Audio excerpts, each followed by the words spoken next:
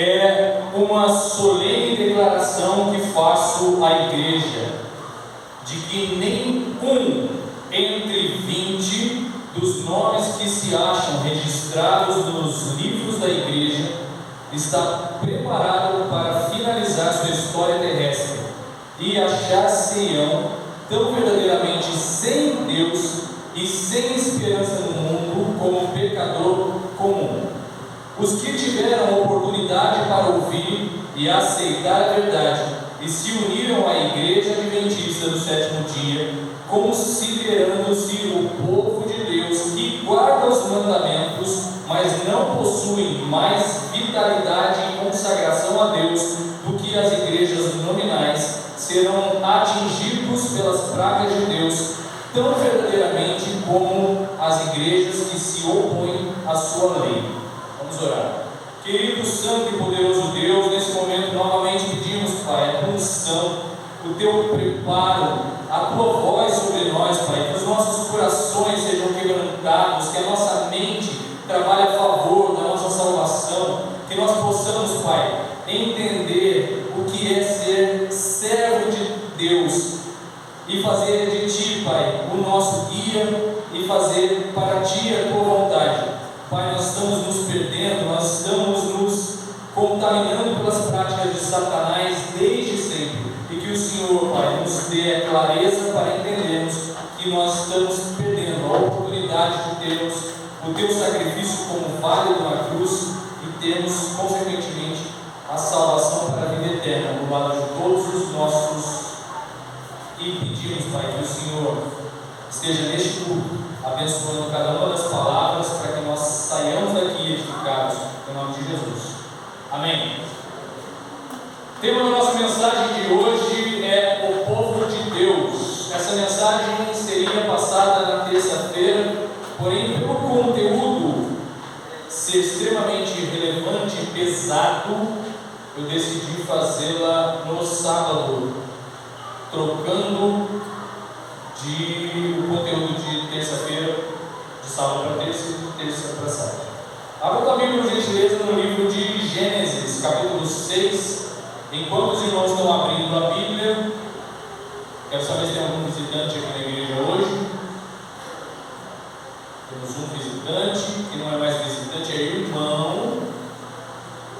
Tem mais visitante aqui na igreja? Qual é o seu nome? Anderson. Nós ensaiamos uma coisa a semana inteira aqui, vamos fazer de novo daqui a pouco. Os dois são visitantes? Não? Não? É que eu não os vi, né? Na Semana Santa.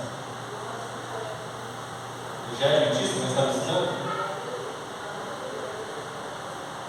Tá. Mas a primeira vez que vem aqui, ó, igreja bonita, né? Não conhecia também, eu conheci na sexta-feira passada. Então, como é que a gente ensaiou o Anderson? Olha que fofo. Eu aprendi isso lá em Cruzeiro, numa igreja. A gente vai falar para ele assim, ó: seja bem-vindo em nome de Jesus. Todo mundo vai fazer isso para ele, vai ficar um momento fofo para ele, ok? Em 3, 2, 1, vai. 3, 2, 1. Seja bem-vindo em nome de Jesus. Seja bem-vindo, Anderson. E eu estou indignado com a voz da Joyce. O que é isso? A gente tem que sequestrar essa mulher, eu vou levar ela para Osasco. Que isso, Joyce? Joyce, eu não sei se você soube, não soube, né? Na quinta-feira retrasada, eu participei de uma entrevista no programa da TV Novo Tempo com a Gabriela Frontini, um amor de pessoa, uma das pessoas mais autênticas que eu vi, sincera, humilde, uma pessoa muito de Deus. Eu vou falar de você. Está sendo gravado, inclusive. Por que eu gravo os cultos? Porque ontem mesmo eu estava comentando no museu que mais de 50 pessoas assistiram e não são adventistas, são amigos de Facebook, pessoas que precisam também, né? Nós não temos que limitar a palavra de Deus aqui exclusivamente para dentro da igreja, a gente tem que difundir essa palavra aí. Vamos lá, eu quero falar para os irmãos a base, esse texto de Ellen White, no livro Eventos Finais, ela fala que nenhum entre 20 serão salvos. Nenhum entre 20 será salvo, que fazem parte do corpo da igreja. Vamos entender que a igreja é adventista, né? Mas então eu vou falar de um problema que está acontecendo muito atual, que nós muitas vezes não percebemos. Nós sabemos que existe uma doença natural chamada câncer. E o câncer, normalmente, ele não tem cura, né? Ele ataca a pessoa, todos nós temos células cancerígenas, ele ataca a pessoa, depois ele volta a atacar novamente, ele volta a atacar, a pessoa passa por químico, por rádio, fala que cura, depois ele se manifesta novamente, até que leva a pessoa à morte. Nós temos o câncer espiritual, que se chama Satanás. E esse câncer espiritual, a persuasão de Satanás, ela atua exatamente no maior campo de batalhas que nós temos, que é a nossa mente. E a nossa mente faz com que a gente se incline muitas vezes para o mal, porque nós somos de uma natureza pecaminosa e a gente não resiste muitas vezes às práticas dessa natureza, às seleções que a gente deveria fazer com mais cuidado. Então eu vou contar uma história que é muito recente. Deus criou todo o universo, sentiu no coração de criar todo o universo. Recente essa história. Aí ele, assim que ele começou a criação do universo, ele foi invejado pelo criador desse câncer, pelo criador do mal, pelo criador da mentira. E ontem eu disse, inclusive, que Satanás, ele não usa 100% da mentira. Satanás nos engana falando 99% de verdade, ele nos engana em 1% da mentira. Ele é estratégico. A luta contra Satanás não é essa luta meramente que a gente vê de bombardeios, de guerras. Isso não é nada. A luta que ele faz é sutil, é dentro do psicológico humano. E ele atua no nosso psicológico como aquele urubu que pode rondar a nossa cabeça, mas não deve fazer o ninho, mas muitas vezes a gente permite que o ninho seja feito. Então ele criou Adão e Eva. E ele falou para Adão e Eva assim: de tudo isso aqui, de tudo você pode desfrutar, exceto daqui. Não mexa, não toque, não se aproxime, não me contrarie, não se oponha a mim, não me desobedeça, não quebre essa minha relação de pureza com você. Tudo você pode fazer, menos isso. O pecado vai estar sempre na nossa frente. E a gente já é advertido por Deus. E a partir do momento que nós somos advertidos por Deus, nós sabemos que nós não podemos mexer no fruto. Mas ele mexe para lá e mexe no fruto. Esse pecado, muitas vezes, a gente conota como o 7º mandamento, né? Que é o pecado da sexualidade, muitas vezes, mas não é só isso. Sutilmente nós temos tantos outros pecados. Uma das formas mais poderosas de se combater o 7º mandamento, não adulterarás, está no livro de Jó, capítulo 31, verso 1, que ele fala assim: fiz acordo com os meus olhos para não cobiçar uma moça. Porque a nossa relação, uma vez que a Bíblia ensina que eu com a minha esposa sou uma só carne, as demais são minhas irmãs em Cristo.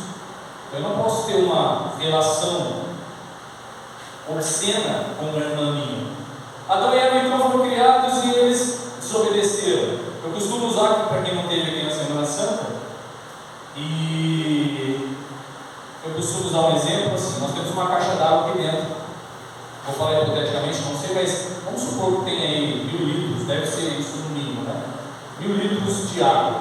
Aí um maníaco, um louco, um psicopata invade aqui o teto da igreja e ele pinga uma gota de um veneno extremamente mortal. Essa uma gota de um veneno extremamente mortal vai fazer com que a gente tenha que mudar até o encanamento da igreja, porque a gente não vai ter mais coragem de tomar aquela água, porque é um veneno altamente mortal. A quebra da relação de Deus, da confiança, do mandamento, naquele momento que pegaram o fruto proibido, disseram para Deus assim: você não tem autoridade sobre mim, eu sou o meu próprio Deus.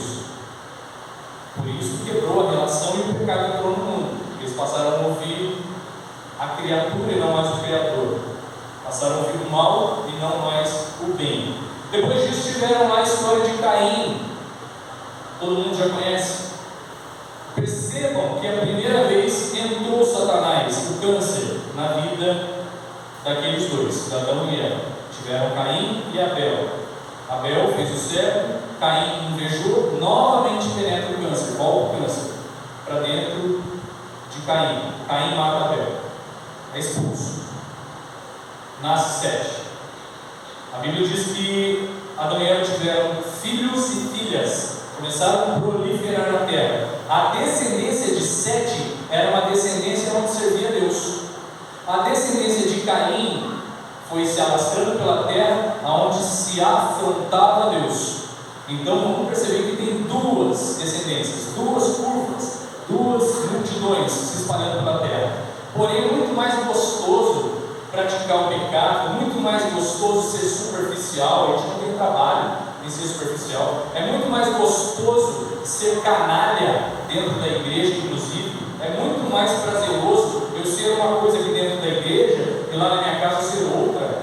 Eu me pintar de um bom servo, de um bom santo, e esquecer aquela frase até que foi dita aqui: não basta falarmos maravilhas acerca de Deus na terra, é importante que Deus fale maravilhas acerca de nós nos céus. E quando é que Ele vai falar maravilhas acerca de nós nos céus? Quando nós sozinhos, sem a presença de uma multidão ou sem a presença de uma única pessoa, nós temos um comportamento santo, porque Ele está presente e Ele é mais real do que nós, e a gente não percebe isso muitas vezes. Depois de espalhar a multidão, em Gênesis, onde vocês abriram o capítulo 6, vamos lá no verso 6. Então arrependeu-se o Senhor de haver feito o homem sobre a terra, e pesou-lhe o seu coração. Eu vou fazer uma pergunta para os irmãos aqui, para vocês pararem e refletirem, não precisam responder, mas você é hoje a causa da alegria ou do arrependimento de Deus aqui na terra? Não pensem que aquilo ficou só no Éden, não pensem que aquilo ficou só em Caim e Abel. Depois disso, nós tivemos aí o prenúncio da destruição da humanidade. Deus então decidiu, pelo arrependimento, pela tristeza exacerbada que Deus teve em ter criado o homem, Ele decidiu então destruir toda a humanidade. E conseguiu ali ver, apesar de pecadores, mas 8 pessoas somente que poderiam entrar na arca. Entraram na arca com todos os tipos de animais, passaram ali por dias, onde aquilo era mal cheiroso, cheiro de urina, de fezes de animais, provavelmente um lugar conveniente de ficar, abafado. Mas Noé estava ali dentro, feliz, vivo, sendo aplaudido provavelmente por Deus também. E os outros lá fora estavam mortos. É por isso que a gente, por exemplo, quando chega na Semana Santa, a gente sabe que o sábado é santo e deve ser guardado, deve ser homenageado, deve ser participado. E nós vimos a igreja no sábado. Mas e nos outros dias? E a semana também não é santa? Aí qual a desculpa que eu tenho de ficar em casa? Está friozinho, está chovendo, tem baixo cobertor. Nós tivemos aqui essa igreja de Cachoeira, tantos eventos que aconteceram essa semana, e um deles que mais me marcou e para sempre marcar a minha vida, além da igreja ser a mais linda que eu já preguei, que eu vi, inclusive foi só que eu já preguei, mas das que eu vi, é linda, é fofa, é aconchegante, uma igreja que está de parabéns.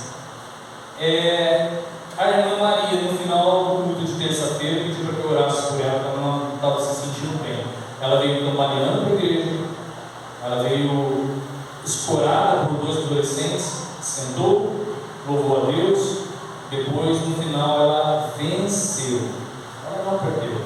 A festa no céu se dá quando a pessoa morre buscando a Deus, e ela venceu. Ela será com 99% de certeza, não posso afrontar a Deus aqui, nem ser hipócrita, 99% de certeza que ela será salva. A gente arrisca até quase uns 100%, né? Mas eu não posso falar, eu não posso ser leviano de dizer isso. Depois que voltou a humanidade era pura. Noé, a esposa de Noé, Cã, Sem, Jafé, os filhos, as esposas, todos ali servos de Deus, e começou a proliferar. Quem volta para o cenário? O câncer, Lúcifer, Satanás, que é extremamente poderoso e sábio. A Bíblia diz em Ezequiel 28 que ele é mais sábio que Daniel. Volta ele a influenciar pessoas com maus comportamentos, onde a gente adora muito a criatura e deixa de adorar o Criador.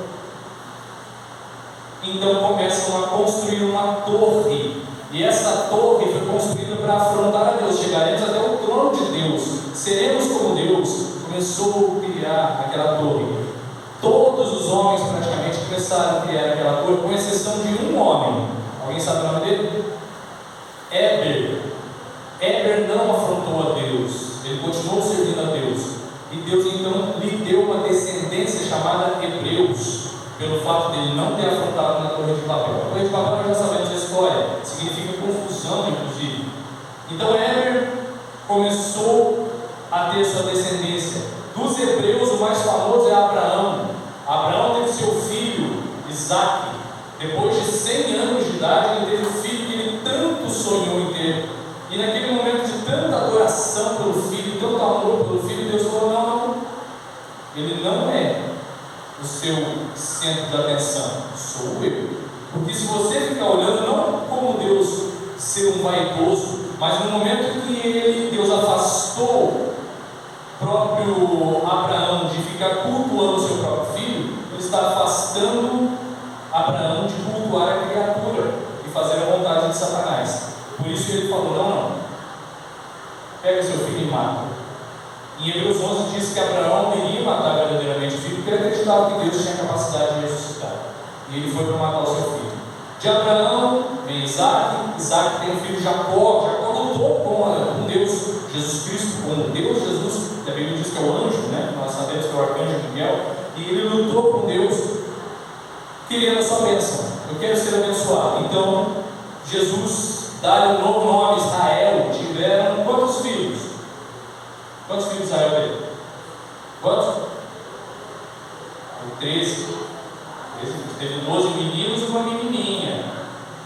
Por isso que o mundo está desse jeito, né? Se tivesse feito 12 menininhas e um menininho, estava melhor o mundo ou não? A mulher é mais organizada, o homem é mais bagunçado. Então, se tivesse feito as 12 tribos de Israel feminino, talvez tivesse melhor o mundo. Mas ele teve lá 12 meninos e uma menininha. Essa menininha, chamada Diná. Dos 12 filhos, o que ele mais amou enlouquecidamente foi quem? Quem? José. Por que ele amou tanto José? Porque ele era filho da mulher que ele amava enlouquecidamente. Ele não podia ter muito contato, o sogro não deixava. Era Raquel. Assim que ele teve um filho com ela, ele viu ali a família no coração dele. E ele amava o filho. E ele não mentia, falava para os filhos. É o filho que ele mais gostava. Isso causou inveja daqueles outros 10, com exceção de Benjamim, daqueles 10 homens que seriam futuramente servos de Deus, mas se mostraram de uma canalice terrível, onde entregaram o próprio irmão para ser escravo. E Deus exaltou tanto este homem que combateu contra todos os seus pecados, as suas vontades, contra a mulher de Potifar, contra tudo, falando: não posso machucar o coração de Deus. E se tornou a segunda maior autoridade do planeta, porque o Egito era até então a maior autoridade da terra. Aí tivemos lá os impérios que perseguiram a igreja de Deus: Egito, Assíria, Babilônia, Medo-Pérsia, Grécia e Roma imperial e papal. Dentro de tudo isso nós tivemos ali várias características do câncer penetrando novamente nas vidas daqueles que formaram. Assim que eles saíram lá do Êxodo, quando Deus levantou depois do Egito, ainda no Egito, onde eles ficaram por 400 anos escravos, Deus levantou então um homem para libertar aquele povo, que foi Moisés. E o que o Faraó fez de uma característica que a gente tem que perceber, que está implantada até os dias de hoje. Gente, eu estou falando de coisa há 4.000 anos atrás, mas até hoje está implantado.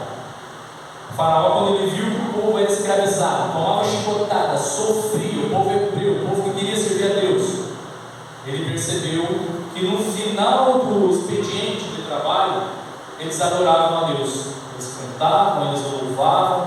O Faraó se incomodou, novamente usado por Satanás, e falou: eu vou aumentar então a carga de trabalho desse povo, para eles não adorarem mais esse Deus que está me incomodando. Aumentou a carga de trabalho. E time que está ganhando não se mexe. Hoje em dia, Satanás não colocou ninguém em escravidão dessa física tomando chicotada, mas nós somos escravos do celular, somos escravos do Facebook, do TikTok, do Instagram, somos escravos de tantas redes sociais, somos escravos da televisão, somos escravos de nós mesmos, somos escravos da liberdade que acreditamos ter. Nós não temos liberdade se somos servos de Deus, e como Jesus não teve liberdade em escolha, quando ele falou: Pai, se possível, me livre, me liberte, me dê liberdade desse cálice de horror, mas que seja feita a tua, não a minha vontade. Porque era necessário que ele morresse na cruz, e é necessário que a gente tenha a nossa cruz, e é necessário que a gente louve a Deus, e é necessário que nós tenhamos então dentro de nós a característica de sermos agradecidos, ainda que, como aconteceu comigo, ter uma filha sendo enterrada. Naquele momento eu estava comentando para o irmão que eu tive duas opções: ser feliz ou ser infeliz. Para a infelicidade de Satanás, eu sou um ser feliz, indiferente do que aconteça. E depois de perder uma filha, você tem várias outras situações que você passa, fica muito mais ameno: perder um emprego, perder um carro, perder, enfim, não mais te balança tanto, porque Deus ele te mostrou que tem coisas maiores a ser vistas. Eu tive uma filha que hoje tem 13 anos, eu costumo dizer que ela é a minha adventista preferida, foi batizada comigo, e eu falo que ela é o meu grande amor e ela é o meu coração, que saiu de mim e eu ela. Eu amo enlouquecidamente minha filha.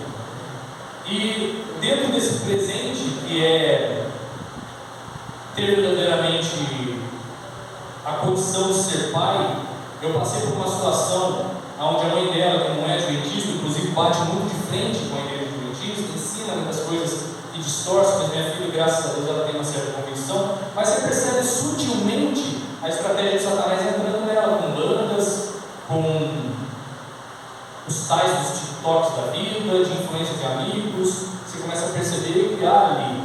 Então há em mim a necessidade do joelho no chão, como Jó fez com seus filhos, mas sobretudo, da minha parte, eu tenho que pensar que está tudo sob a vontade de Deus, Deus está no comando de todas as coisas. Minha filha é uma pessoa excelente, mas a gente percebe que o adolescente está indo por um caminho que muitas vezes nos assusta. Mas como não vou me assustar, sendo que eu tenho como general de batalha a Deus?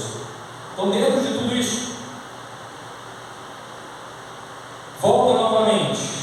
No santuário terrestre, tiveram as 12 tribos que envolveram ali o santuário, e em volta do santuário eles preparavam salmos e cantavam os salmos, e dentro de todo esse louvor foram destruídas as 10 tribos do norte, ficaram as 10 tribos, as 2 tribos do sul, Benjamim e Judá, e só prevaleceu a tribo de Judá. E no alabarte da tribo, o símbolo era o leão. Por isso que Jesus é chamado de leão de Judá. Os judeus tiveram ali outras castas, qualidades, outras castas de judeus também, como os samaritanos, que era uma mistura de judeus com gregos, com egípcios, era tudo aquilo meio que misturado. E esses judeus, eles não mais praticavam aquele judaísmo puro, onde servia verdadeiramente a Deus, e começou novamente o câncer penetrar na vida daquele povo que era o povo de Deus.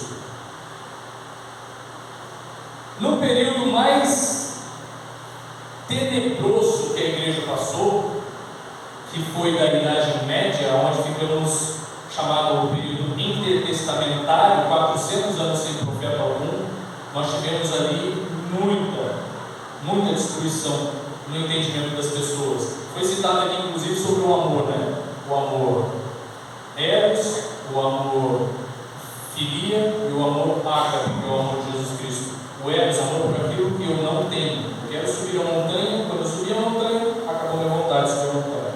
O amor de filia, que é o amor por aquilo que eu já tenho. É o amor que toma posse, inclusive, da esposa, e fala assim: se você não for minho, você não é de mais ninguém, vai lá e mata a esposa. Uma pessoa que não tem conversão. Hoje, todos os dias, se você ligar a sua televisão, você vai ver casos de feminicídio. Sim ou não? Todos os dias. Aqui no Brasil é o país que é considerado o pior país para uma mulher viver. A minha filha, que eu tanto zelo, que eu tanto amo, vou contar uma coisa. Tem irmãos que não gostam que a gente conte a particularidade, mas tem irmão que gosta. Eu vou contar para os irmãos que gostam, porque não gostar faz isso no vídeo. A minha filha, ela estava apanhando muito da mãe. Eu sou ex-militar. Eu fui considerado o melhor, eu vou falar com modéstia à parte, mas eu vou falar. Eu fui considerado o melhor soldado de Taubaté. Depois, quando eu peguei cargo, e eu estava, por exemplo, de plantão, num determinado ponto de acesso, podia passar o general ali. Se eu falasse que não era para ele entrar, ele não entrava. Se ele não tivesse identificado, por exemplo, porque a autoridade máxima ali era minha. Assim como Jesus na frente de Pilatos, Pilatos tinha um cargo, Jesus tinha autoridade. Nós temos que buscar ter essa autoridade espiritual. A minha filha, então, apanhando da mãe, biologicamente falando, da mãe, eu falei: você não vai encostar a mão na minha filha mais. E a minha ex-mulher bateu bastante na minha filha. Eu acho que a sabedoria nos ensina a dialogar. Não imagino Jesus levantando a mão para uma mulher. Não imagino Jesus levantando a mão para uma criança. Não imagino. Se nós somos imagem e semelhança de Deus, somos pedagogicamente os copiadores de Jesus Cristo, como de forma canalha eu posso fazer isso? Como eu posso ser mentiroso, trapaceiro? Como eu posso ser esse tipo de gente? E a minha filha estava com 6 aninhos de idade, cheguei em casa e ela falou para mim assim: papai, mamãe não dá para ver no meu rosto. A vontade de fazer igual aquele filme do Jack Stripador, deu vontade. Mas eu não fiz. Acalmei, conversei com a minha ex-mulher. E 2 semanas depois teve uma festa de 7 anos da minha filha. Eu senti muito o Espírito Santo trabalhando na minha igreja. Toda a família estava ali dela, minha família como é daqui, só foi meu pai, na verdade mora em São Paulo, aqui de Cruzeiro ninguém foi. E ali no meio da festa estava todo mundo elogiando a maternidade, todo mundo falando muito bem da mãe. E uma coisa que eu não sou hipócrita, eu falei assim: é uma ótima mãe, tirando a parte que ela espanca a filha. Falei no meio da festa, tinha 17 pessoas. Começou todo mundo a fomentar a questão de continuar batendo na minha filha. Não tem nada demais, porque ela é respondona e ela responde e dá um tapa na boca dela, não tem nada demais. Eu penso que nem nóia, muitas vezes, a gente tem que dar tapa na boca, porque é humilhante demais. E eu falei assim: como é que vocês podem defender bater numa... Se vocês condenam uma pessoa bater numa mulher adulta e pode bater numa mulher criança? Porque muitas vezes o adulto entende a criança como um mini adulto, porque ele já tem inteligência, mas é criança. Então, como é que pode ter essa liberdade? Indefeso. Aí continuaram fomentando e apoiando essa história. Eu falei assim: entendi o que vocês estão falando. Entendi. Vocês estão falando um caso extremo da Manuela, minha filha. Vocês estão falando um caso extremo da Manuela, por exemplo, responder para o vovô, para a vovó, para a mãe. Aí vocês contavam na boca dela para ela assustar, e todo mundo, unanimemente na festa, fez assim para mim. Tipo assim, agora esse ignorante entendeu. Eu falei: não, aí eu concordo. Filha, ela estava no outro quarto, ela veio, parou na minha frente, falou: papai. Ficou aquela plateia me assistindo. De todas as, para quem não sabe, eu sou do teatro, de todas as apresentações que eu fiz, essa para mim foi a melhor. Todo mundo me assistindo. Eu falei assim: filha, deixa o papai falar uma coisa. Quando você crescer, tiver seus 17 anos, 18 anos mais ou menos, se a vovó ou a mamãe falarem qualquer coisa que você não gostar, pode enfiar um tapa na cara das duas, porque eu estou autorizando. A festa mudou, começaram a levantar para sair dali. O que você está falando? Não, só estou concordando com vocês. Não é para bater? Não é esse tipo de diálogo que vocês têm? Nunca mais puseram a mão na minha filha. Nunca mais. Eu falei: se alguém puser a mão na minha filha, eu pego uma madeira, nessas caçambas de material de construção, eu invado a casa da pessoa, dou uma madeirada na cabeça da pessoa. Eu estou fazendo certo. Nunca mais puseram a mão na minha filha. Agora, com que autoridade eu posso ter de fazer isso? Como eu posso fazer isso com o próximo? Qual é o reflexo do amor que eu tenho que ter dentro da igreja? Por que eu pago de santo aqui dentro da igreja e lá fora sou o Satanás?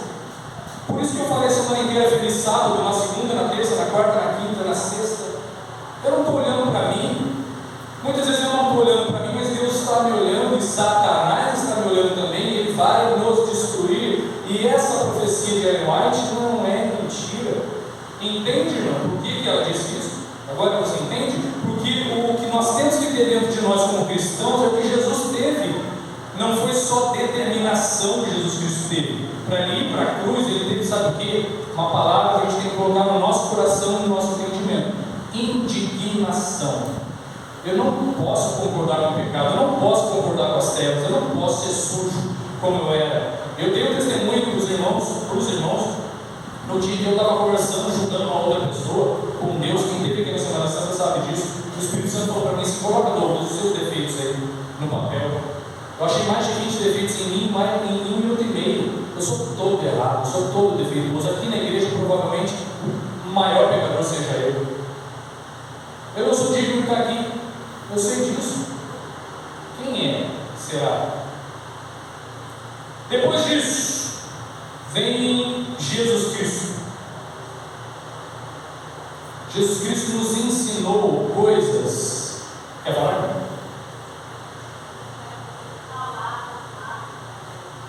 Tudo. Palavras, atitudes, é o que eu estou dizendo. Pensamentos, não só palavras, mas palavras, obrigado, irmão. Palavras, atitudes, pensamentos. Eu diminuir a pessoa. Muitas vezes eu diminuo a pessoa pela questão de amar a pessoa sem perceber. Eu diminuo. Eu quero mais de você, mas você começa a cobrar a pessoa de uma forma que ela não tem condições de ter aquela forma. Posso dar um outro testemunho. Eu fui militar do exército, como eu disse, depois eu fui para a aeronáutica. A minha mãe se indignou quando eu saí da aeronáutica. Hoje eu sou condutor, eu trabalho dando palestras falando de Deus. Não vi um cargo melhor que o meu, mas a gente passa muitos problemas. E eu fiquei até um ano retrasado com aquilo na minha cabeça, assim como o povo do Egito, quando saiu do Egito e foi ali no deserto. Por que eles não chegaram na terra prometida? Nenhum deles chegou. Por que eles não chegaram? Porque eles tinham ainda as características. Eles saíram do Egito, mas o Egito não saiu deles. Então eu fiquei muitos anos com aquela frase da minha mãe, que eu deveria ter ficado na aeronáutica. E eu não evoluía, porque eu sempre me culpava de ter saído da aeronáutica. A culpa acabou. Quando eu acordei para entender que eu estava como o povo egípcio, a culpa acabou. Abandona então, meu irmão e minha irmã, abandona o que está te prejudicando, abandona aquilo que Satanás colocou na tua vida, porque Deus coloca assim. É até arriscado a gente falar, e vou ser muito sincero, falar: paz, irmão, eu não sei de quem ele é filho, se é de Deus ou do diabo. É arriscado. Irmão, muitas vezes é arriscado demais. E dentro da igreja é o lugar que mais vai matar pessoas. É o lugar que mais julga, é o lugar que tem mais fofoca, é o lugar que tem mais panelinha, é o lugar que tem mais afronta, é o lugar que tem mais hipocrisia. Se a gente não acordar para isso, a profecia da Ellen White vai cair sobre nós. A salvação é individual, então que desperte o povo. Jesus então veio, através de João, advertir as 7 igrejas: Éfeso, Esmirna, Pérgamo, Tiatira, Sardes, Filadélfia, Laodiceia. Nós estamos em qual período? Laodiceia, período da confusão, período da hipocrisia, período da superficialidade. As pessoas não se aprofundam em Deus em hipótese alguma, não tem interesse. Está passando Big Brother, prefiro Big Brother. Está passando futebol, prefiro futebol. Está passando pornografia, se a gente for ler aqui a Bíblia, e depois à noite vai ver sites pornográficos. Está passando um monte de problema dentro de nós. Bota o joelho no chão, meu irmão. Ninguém está falando que você não tem salvação. Ninguém está falando que você está condenado se pecar. A Bíblia já disse que todos somos pecadores. A ótica de Deus sobre nós não é como a nossa ótica sobre nós e sobre o outro. A ótica de Deus sobre nós é com misericórdia.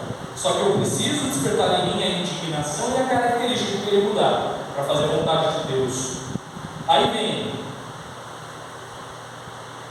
2 Crônicas, capítulo 7, 14, fala assim: e se o meu povo, que me chama pelo meu nome, se humilhar e orar e buscar a minha face e se converter dos seus maus caminhos, então eu ouvirei dos céus, perdoarei os seus pecados e sararei a sua terra. Em João 10, versículo 16 e 17, Jesus fala das ovelhas que estão fora do aprisco. Quem foram os primeiros adventistas? Eu aprendi do irmão Inácio isso aí. Vou dar um spoiler aqui, tá, irmão? Não sei se ia falar. Quem foram os primeiros adventistas da história da humanidade? Alguém sabe? Sabe ou não? Dizem por aí que a primeira igreja criada cristã é a igreja católica, né? Não falo mal da igreja católica, minha mãe é católica, inclusive, eu cresci na igreja católica, tenho um conhecimento muito forte de respeito, apesar de ver que cometem o erro da quebra do sábado, da transgressão, mas se fosse só o sábado, né? Guardar o sábado garantisse minha salvação. Oh, que legal! Não vou trabalhar sábado, amém? Então eu estou salvo. Não é não. Os primeiros adventistas foram aqueles que guardavam o sábado. Em Gênesis, amanhã guardar o sábado, sim ou não? Sim.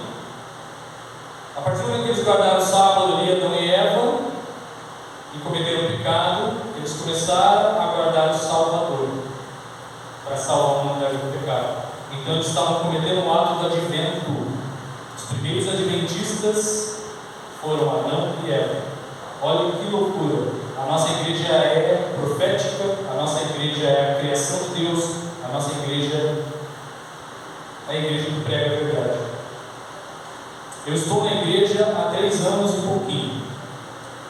Eu fui 30 anos de outras igrejas. Eu não tenho motivo de estar aqui na igreja se eu não entendesse que essa verdade vai contribuir com a minha salvação. Vai depender de mim. Mas eu não perderia meu tempo de estar aqui, pode ser bom, se eu não acreditasse piamente que Deus ele é mais real do que eu, e que tudo isso que está aqui, eu não vou perder absolutamente nada em acreditar. Mas quem não acredita, se realmente for verdade como cremos, a pessoa pode perder muita coisa. Então, para nós vermos algumas características ali: sinceridade no coração. Olha para o seu coração e vê aonde tem erro e procura lapidar esse erro. Procura olhar para Deus e falar para Ele: não sou digno, indiferente de quem você seja. Se você é um morador de rua mais ralé.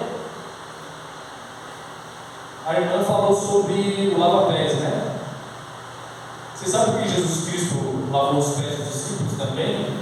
Quem era usado ali para lavar os pés dos discípulos não era somente ser servo, era o servo mais ralé. Jesus Cristo colocou no lugar dele para mostrar a humildade. Nós temos muitas vezes uma síndrome chamada síndrome de Lúcifer. Nós somos soberbos, nós somos arrogantes, nós falamos mal do outro. Muitas vezes nós só servimos para esquentar o banco da igreja e a gente está batendo cartão como se isso aí fosse garantir nossa salvação. É pesado, não é? Eu nunca peguei pesado dessa forma, mas eu acho que vale a pena o despertar do povo. Depois de buscar a Deus, nós temos aí ensinados pelo mundo a buscarmos as bênçãos de Deus. É bom ter bênçãos de Deus, é maravilhoso, mas muito antes de buscarmos as bênçãos de Deus, nós temos que buscar o Deus das bênçãos. Que ainda esteja passando fome, ainda que eu abra minha geladeira, não tenho o que comer, não tenho o que beber muitas vezes, esteja passando por toda tribulação, esteja passando por doenças, passando por aflições verdadeiramente falando, Deus está no controle. Eu com isso vou declarar para o universo que eu creio em Deus, que eu confio em Deus. Então não busque as bênçãos de Deus, elas vêm na consequência. Busque Deus das bênçãos. Amor ao próximo é um outro quesito também para que a igreja de Deus seja estabelecida. Amor ao próximo não é reparar a roupa, não é reparar o jeito de falar, não é reparar se a pessoa vem ou não vem ao culto. Se ela não vem, é uma preocupação que a gente tem que ter no nosso coração, porque dentro do nosso barco nós temos que estar todos juntos, nós somos a família de Deus. A gente muitas vezes se preocupa com a nossa panelinha, porque eu tenho mais afinidade com aquele ou com aquele outro. Jesus Cristo teve problema com todos os seus discípulos, ele ficou até o final do lado dos discípulos. Ele não abandonou. A pessoa abandona a igreja porque o irmão falou torto para ela. Nós estamos na pior geração de todos os tempos de cristãos. Cristãos mimimi, cristãos superficiais, cristãos que não aceitam uma correção. Olha ali 3 adolescentezinhos na frente ali de Nabucodonosor, todo mundo se prostrando aos pés. Eles com convicção e com indignação não permitiram. Fizeram a vontade de Deus. Não só esse exemplo, mas tantos outros exemplos, né? O que eu tenho que ter então como fé é olhar para o futuro. Entenda a mesma coisa, irmãos. Entre eu e Deus, nada mais pode me importar. Entre eu e Deus, nada mais me importa. Se aquilo vai me afastar de Deus, eu tenho que colocar na minha cabeça que nada mais me importa. Poxa, mas é um emprego. Eu recebi propostas de emprego depois que eu me tornei adventista 8 vezes já, para ganhar mais de 10 mil por mês. E muitas vezes eu não tenho que comer na minha casa. Como perde a pança, né? Que a irmã José me declarou no irmão Bacon.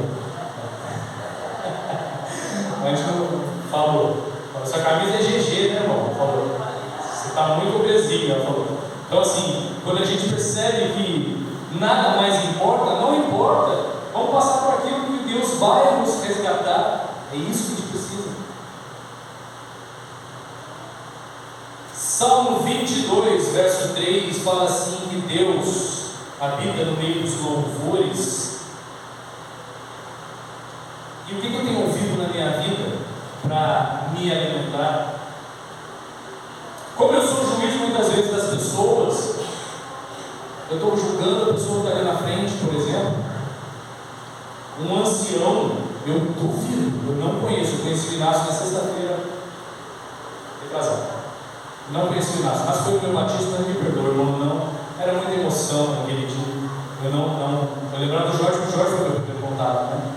Mas ele nem tirou foto comigo, né? Foi nojento só dele comigo, então eu não quis tirar foto, eu vou estragar a foto. O pessoal que veio do meu lado, ele não quis tirar foto comigo. Mas o irmão Inácio, eu duvido que ele tenha uma vida tranquila, sem bombardeios. Duvido, porque uns poucos crentes que eu conheci, que são verdadeiros, são sinceros, um amor de pessoa, que infelizmente não te conheci antes, irmão. Mas de agora para diante você está nas minhas orações, assim como a igreja de Cachoeira. E quero te dizer que sou muito grato, mas que eu esqueci pela oportunidade de estar aqui, pela honra de te conhecer também. Nós temos a aceitação então em graça, né? De nós olharmos para dentro das nossas vidas e percebermos que nós só temos a ganhar, nos mantermos em Deus. Em Romanos 8,16 fala dos filhos de Deus. E hoje, por exemplo, muitas vezes nós matamos os filhos de Deus que estão dentro da igreja, porque nós temos uma autoridade que não nos foi dada. Tem gente que sobe numa gilete, 1 milímetro, e já acha que virou autoridade espiritual. A pessoa sobe numa gilete e já acha que é grande. Para muitos, quem é o maior teólogo da Bíblia? Paulo. Para muitos, Paulo jamais pregaria, porque ele matava pessoas. Jamais Paulo pregaria. Então, o julgamento que existe dentro das igrejas é abominável. Para finalizar, abra tua Bíblia em Salmo 139.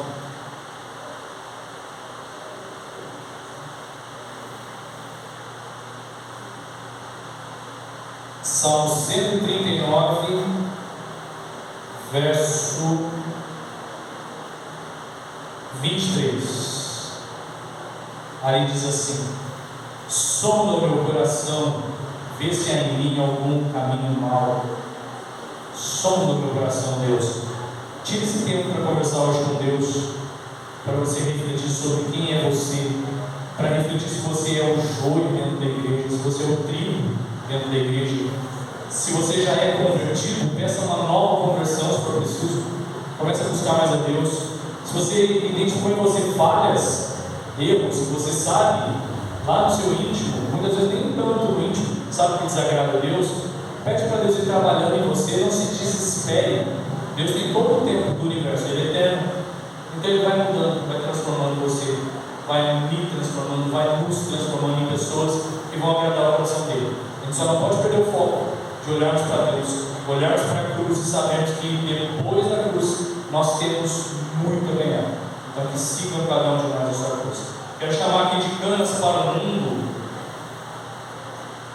Vai para o YouTube, né, irmão? Agora é bom, meu YouTube. Ana Joyce.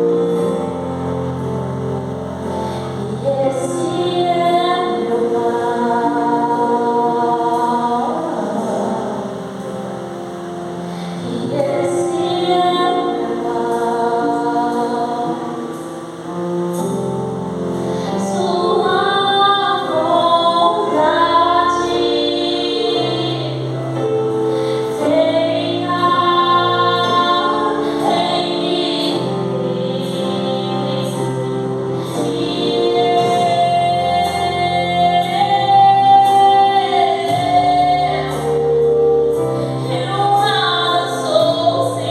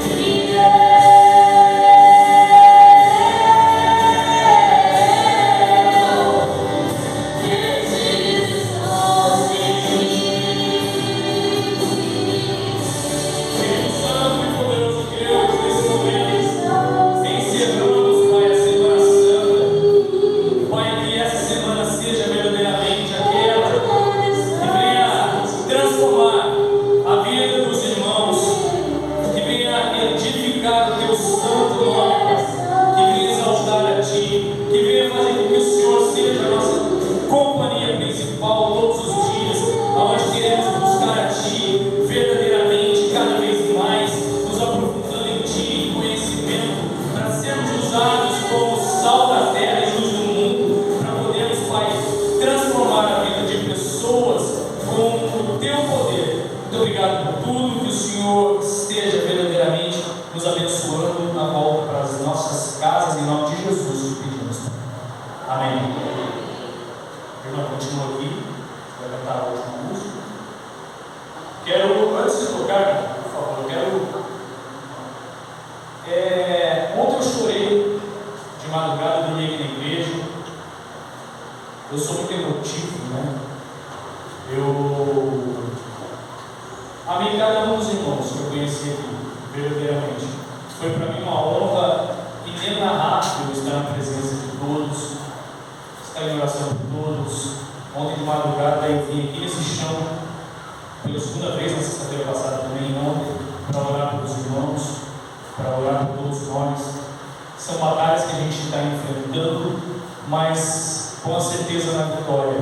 Quero pedir perdão para alguns, caso tenha de alguma maneira dificuldade, mas quero que saibam que tudo foi feito com muito coração, com muito amor, como tudo aquilo que eu percebi que Deus tem me dado. A recíproca tem que ser no mínimo verdadeira com Ele, porque eu não posso estar aqui falando da boca para fora, sendo que Ele fez tudo o que Ele fez por mim e por nós, para continuarmos acendendo esse incêndio no coração das pessoas.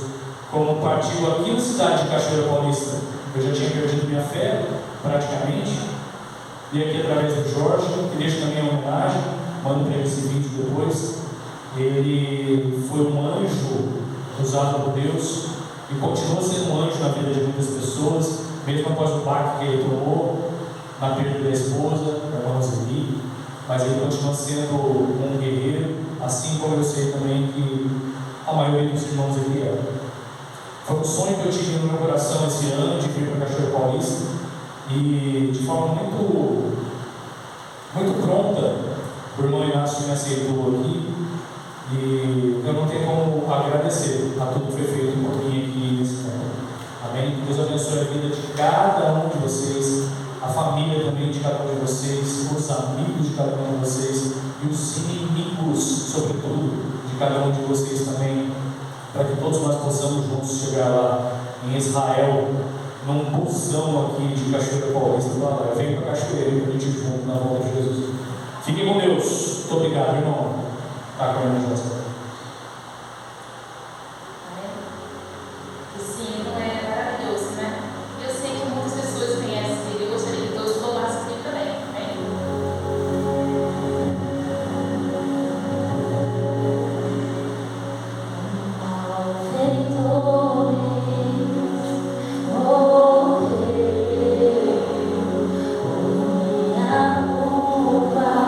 Jesus, a vida dele.